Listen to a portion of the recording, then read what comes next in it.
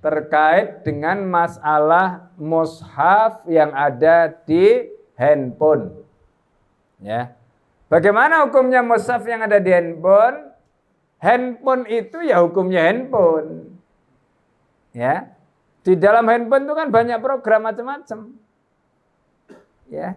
Tapi ketika handphone itu ada program mushafnya, begitu kita buka mushaf, dia dihukumi seperti mushaf.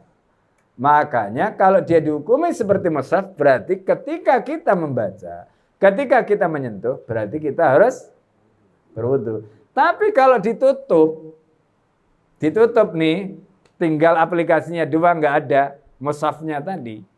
Maksudnya kan di situ kan ada aplikasinya tapi nggak dibuka gitu maksudnya. Terus handphonenya dimasukkan di saku, dibawa ke kamar mandi, boleh tidak? Boleh, sebab statusnya handphone. Nah gitu loh. Tapi jangan di kamar mandi dibuka mushafnya. Nggak boleh. Paham ya? Nah gitu. Jadi jangan sampai di kamar mandi dibuka mushafnya. Loh kan saya buka handphone, bukan buka mushaf. Loh kamu kalau di kamar mandi begitu mushafnya dibuka, yaitu statusnya menjadi mushaf. Makanya ditutup.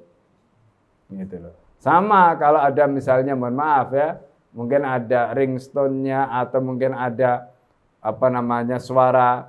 Nah, itu jangan sampai misalnya pakai ayat Al-Qur'an begitu di dalam kamar mandi bunyi baca misalnya surat Al-Fatihah misalnya gitu. Kacau ini, ya kan? Jadi makanya maunya baik tapi begitu masuk kamar mandi harus ingat. Gitu kan? Harus ingat. Ini handphone.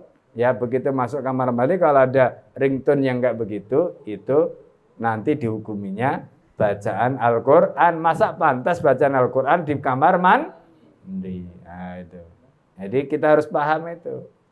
Ya, paham sampai di sini? Itu satu. Yang kedua, bagaimana hati membacanya? Kok rasanya kalau membaca mushaf itu kok lebih mantap, lebih sreg, lebih nyaman daripada membaca handphone? Yaitu sebenarnya tergantung keyakinan. Kalau kita dijelaskan seperti tadi dan yakin ternyata status handphone yang ada mushafnya tadi begitu, kita baca, oh ternyata statusnya mushaf. Setelah itu kita meyakini kalau membuka harus wudu dan sebagainya tadi, kira-kira sama enggak setelah dijelaskan? Pasti akan berbeda. Begitu sudah memahami seperti tadi, kita perlakukan seperti memperlakukan mushaf, maka insya Allah sama. Gitu loh, sama. Ya, ini yang kita mesti paham. Nah, enaknya apa? Kalau handphone ada mushafnya tadi, kita naik angkot bisa sambil baca, ya kan? Jadi nggak ada alasan.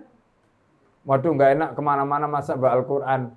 Ya kalau bawa di tenteng-tenteng Al-Quran kan nggak enak. Tapi kalau misalnya baca handphone yang ada mushafnya kan lebih mudah, karena kita bawanya cuma bawa handphone. Jadi nggak ada alasan. Oh nggak bisa baca Quran karena sibuk kerja ini, itu nggak ada. Karena kita masih punya waktu, entah itu istirahat, entah itu di musola, entah itu di kendaraan atau di mana, untuk dengan membuka mushaf yang ada di Android atau di iOS misalnya itu. Ya, ini jelas ya.